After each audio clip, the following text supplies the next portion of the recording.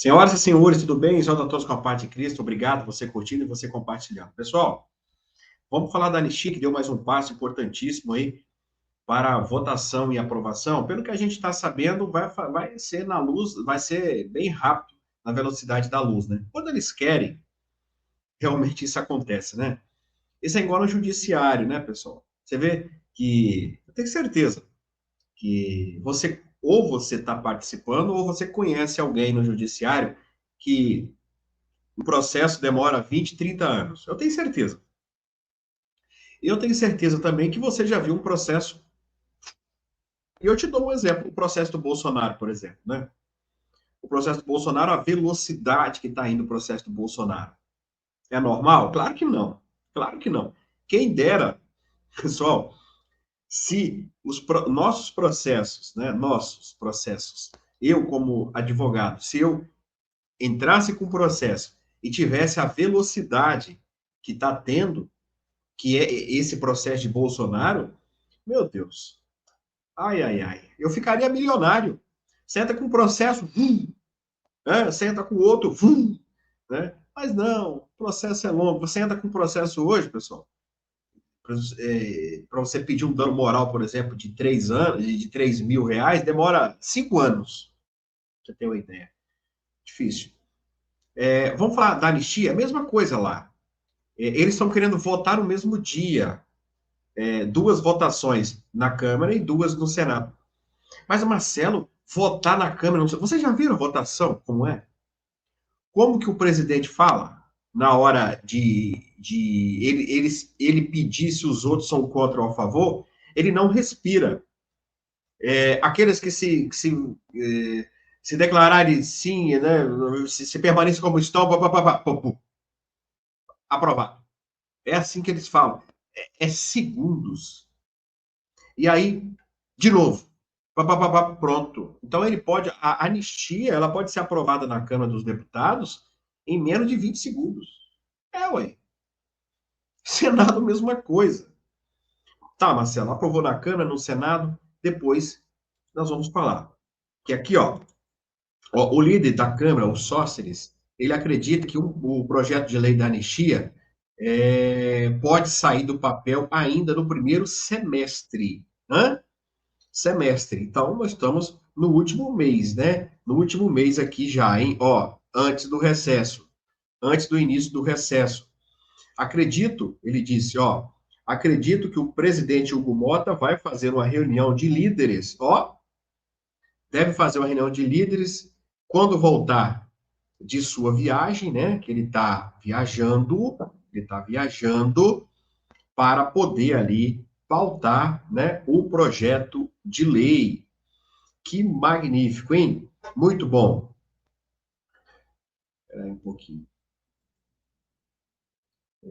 O projeto de anistia, ele está sendo articulado tanto com o Hugo Mota, como também o Bolsonaro e também o Davi Alcolumbre, né? Essa anistia, muita gente pergunta, pessoal, ela não beneficia Bolsonaro, né? Não anistia diretamente, mas dá sim um benefício indireto para ele, tá, pessoal? A anistia aos réus do 8 de janeiro, que pode até beneficiar Bolsonaro, é uma pauta prioritária do grupo político ligado ao clã bolsonarista, né? É, o senador Flávio Bolsonaro confirmou em entrevista à Folha de São Paulo a anistia, a análise, perdão, feita há meses nos programas que seu pai, o ex-presidente Jair Messias Bolsonaro, apoia o novo projeto, né, da anistia que está sendo trabalhado. Porém, pessoal, esse novo projeto ele não é ainda conhecido ao público. Ele está sendo tratado às sete chaves. Por que está sendo tratado às sete chaves? Para o grupo do Lula não ter acesso e não começar a atrapalhar, né? E não começar a atrapalhar. Pensa bem, hein? Vamos supor, aconteceu uma maluquice de condenar Bolsonaro. O Flávio disse, ele está inelegível, vai ter que apoiar alguém. Não só vai querer apoiar alguém que banque a anistia ou o indulto, mas que seja cumprido, porque a gente tem que fazer uma análise de cenário também de que a hipótese de o presidente dar um indulto para Bolsonaro. O PT vai entrar com um habeas corpus no STF. Ó, vão declarar que é inconstitucional esse indulto. Então vai ter que ser alguém da presidência que tenha o comprometimento, não sei de que forma, de que isso seja cumprido, disse o senador. O senador ele já está pensando lá na frente. Ele disse aqui na entrevista, ele falou da anistia e aí foi perguntado sobre a inegibilidade do seu pai. Ele disse aqui a mesma coisa que fizeram com Daniel Silveira, né? Que se deixar o pai dele inelegível, ele vai apoiar alguém. Esse alguém vai ter que fazer o compromisso de anistiar o pai dele. E aí, meu amigo, o PT vai entrar para derrubar o habeas, né, o indulto, o habeas corpus para derrubar o indulto. Tá. E o STF vai derrubar? Mesma coisa que fizeram com o Daniel Silveira? É aí que tá. A pessoa que supostamente estiver nessa cadeira, eu estou falando supostamente, que a gente trabalha com o Bolsonaro aqui, tem que ter peito, né? E não estou falando físico, né? Tem que ter coragem. Tem que ter coragem de falar, ó, eu dei o indulto e não se mete, não. Vai ter que ter um estilo Trump, né? Trump trabalhou a noite toda no primeiro dia. Anistiou o pessoal lá do 6, lá foi 6 de janeiro, né, se não me engano. Anistiou todo mundo, né? Ele trabalhou a noite toda. E aqui no Brasil? E a mesma coisa Jair Messias Bolsonaro. Por quê? Nós estamos trabalhando com a anistia para sair agora a anistia. Mas tudo pode acontecer. Aquele cidadão, o Lira, ele prometeu também pautar a anistia no mandato dele. Ele não cumpriu. Então, o Jair Messias Bolsonaro sendo eleito também, e se, vou até bater na madeira aqui, se essa anistia não sair, a gente espera que ela saia agora, o Bolsonaro, ele entrando na presidência, ele também vai ter o compromisso de anistiar as pessoas. Porque se a anistia não sair, essas pessoas estarão com 5 crimes nas costas. É, ele vai entrar e falar assim, agora eu vou anistiar todo mundo. Mesma coisa que Trump fez. Ah, Marcelo, mas até lá, meu amigo, os crimes são 17 anos. Nós estamos falando já em 2027 agora. Então, e se não for ele, se for o outro, vai anistiar? Né? Eu pergunto a você agora, muita gente fala de Tarcísio, né? Tarcísio, Tarcísio, Tarcísio. Tá, eu pergunto a você agora, o Tarcísio tem coragem? O Tarcísio tem coragem de peitar o ministro Alexandre de Moraes? É a pergunta que eu faço a você. Sim ou não? O Eduardo tem coragem? Eu vou dar a minha opinião, a minha. Isso é meu, tá, pessoal? É meu. Eu, particularmente, acho que o Tarcísio não tem coragem de peitar o Xandão. Eu acho que não. Agora, eu acho que o Eduardo tem, inclusive peita, né? O tempo todo. Inclusive peita o tempo todo. Então, eu acho que o Eduardo tem sim coragem. E o Flávio também, né? Eu acho que tem. Mas a gente trabalha, eu estou falando isso porque ele próprio, né, o Flávio, disse isso, né? Sobre a possibilidade do pai dele não vir. Mas nosso canal trabalha com a possibilidade, viu, do pai, do Bolsonaro, vir e trabalhar de maneira diferente. Assim, ele disse: eu vou trabalhar de maneira diferente. Não serei mais o mesmo, né? Você pode ver que as pessoas mudam. Você pode ver que o Lula, ele não é o mesmo. O Cajuru já falou em vídeo, né? Eu estava vendo agora outros falando que o Lula não é o mesmo, ele não conversa mais, né, com líder de partido, ele é outra pessoa, né, o Lula. É outro mesmo, né? É outro mesmo, né? Ai, ai. Então, ele é diferente hoje, o Lula. Ele não é mais o Lula, né? O Lulinha, né? Lá para trás, né? Lulinha povão. Não é mais. Ele não tá nem mais, não tá nem aí mais, né? Parece, né? Parece que ele. E parece que o Lula governa de uma maneira que ele não quer popularidade, né? Ele tá com a popularidade ruim e ele não trabalha para melhorar. E quando o governo tá ruim, ele trabalha para melhorar. E o Lula não faz isso. Pelo contrário, me parece que ele trabalha para piorar, né? Porque ele trabalha com o Supremo, né? Parece que ele é um braço ali do Supremo Tribunal Federal. É o que eu vejo, né? Já o Bolsonaro, o contrário. Ele já tem popularidade, ele está quase 20 pontos, se não mais, à frente do Lula. E ele doente, tá? E ele doente, pessoal. Ele, ó, tá andando, tá andando. Eu descobri uma coisa, eu descobri uma coisa que a hora que eu li aquilo, eu falei, rapaz, que situação.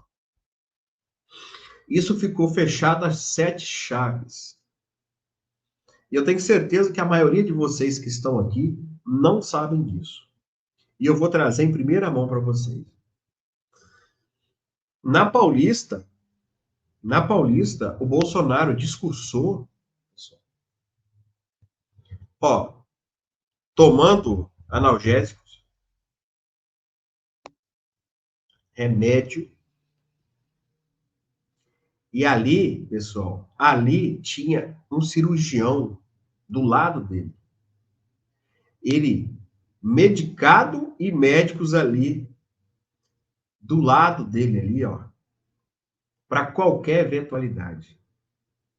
O cara com pneumonia, aí logo em seguida você viu que foi para o hospital, deu um monte de outros probleminhas, mas é problema de saúde, né? Tanto que vai ficar um mês afastado.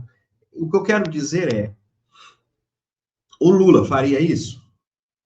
Né? O Lula que diz que está saudável, quer viver, sei lá, 300 anos, sei lá, que ele fala aquelas doideiras. Ele não faz isso, cara. E o Bolsonaro, doente, levando o médico atrás, mas está ali firme. Ele não precisava disso. O Bolsonaro hoje, pessoal, ele já tem voto para ganhar do Lula, mas ele quer aumentar a popularidade, porque ele precisa também. Bolsonaro, ele diz, quando me dê metade do Senado e da Câmara, ele está levando para você o quê? A necessidade de ter maioria. Não adianta Bolsonaro ganhar e não ter maioria. Não adianta. O que ele faz, o Congresso desfaz. Tem que ter um casamento. Tem que ter um casamento. A gente tem que comemorar a maioria nas casas, casa baixa, casa alta, e o presidente. Não adianta, pessoal. Eu quero dizer para você uma coisa hoje, uma fala de Bolsonaro que muita gente não entendeu a fala dele. Que ele disse: é possível governar sem estar na presidência. E é verdade. É verdade. Quero te fazer uma pergunta. Você acha que se Bolsonaro tiver mais da metade na Câmara e no Senado e fora da presidência, hum? Fora da presidência, ele tiver maioria nas duas casas, e ele tiver na presidência e não ter maioria, aonde que Bolsonaro ficaria melhor? Na presidência? E sem a maioria? Pois eu te digo, se ele ficar fora da presidência, claro, né, pessoal? Se fazer um casamento, é óbvio que é bom. Né? Ele na presidência claro que seria bom. Mas eu estou falando que quando ele diz que é possível governar sem, é exatamente isso. Porque quando ele tem a maioria no Senado, ele vai ter o presidente do Senado. Se ele tiver a maioria na Câmara, ele vai ter a maioria, ele vai ter o presidente da Câmara. Então, se ele tem o presidente da Câmara, ele já dá, presidente, o impeachment tá aqui, hein? Tá na minha mão. É. Ah, vai para o Senado depois. O presidente do Senado também é meu. Tá. O ministro Supremo, cuidado, hein? O presidente do Senado é meu, hein? Deu para entender? Quando ele falou que eu consigo governar, é exatamente isso, né, pessoal? Ah, Marcelo, então é melhor a gente eleger. Não, pessoal, é melhor a gente fazer o pacotão, né? O pacotão. E aí nós vamos ter Câmara, Senado e presidência. Aí sim. E hoje nós temos voto para isso. Sabe o que precisa hoje para isso acontecer? Voto nós temos. Marcelo, então tá fácil. Não, não tá fácil. Não tá fácil porque nós temos uma coisa para resolver no meio desse caminho: a inegibilidade dele. É isso que a gente precisa fazer. Tá? Somente isso.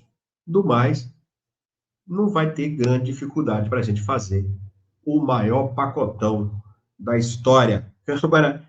Câmara, Senado e presidente. Acho que vai ser 27 para frente, pessoal, vai ser pancada. Pancada.